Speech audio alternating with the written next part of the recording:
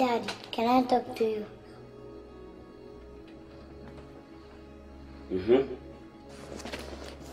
Daddy, sisi bado watoto wadogo. Tunahitaji upendo wa mama na baba. Tumemiss mama yetu. Yuko wapi? Unajua Sofia,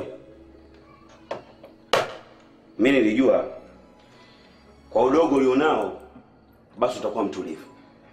Mimi tegemea dada yako Jamila ndio angekuwa ananisumbua.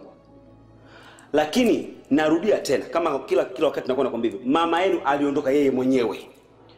Kwa ujeuri wake, kwa ujinga wake akaondoka yeye mwenyewe. Ningemfunga kamba mguuni. Yule ana akili timamu, ni mtu mzima, anajua kabisa kwamba ana watoto.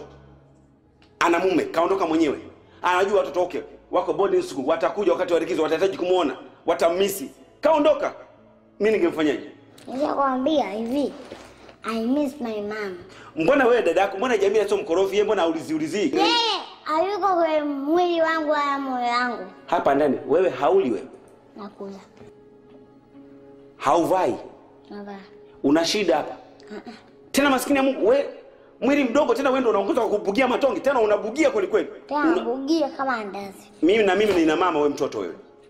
Kama umemisi mamako na mimi nimemisi mamangu sasa. Sikwambia daddy nimemisi mamangu. Wewe nimeshakwambia hivi, mama yenu aliondoka yeye mwenyewe. Sasa don't disturb me please.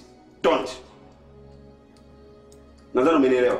Sitakusumbua lakini I miss my mom. Utajua sasa, utajiju sasa. Sasa I miss my mom. Na mimi I miss my mom. Saidi kitu mpaka nipate mama. Mfuate. Sasa wewe unakoelekea, maana usiniletee kofia lako kaka ndugu bila kuili. Unanijibu ya nishachoka.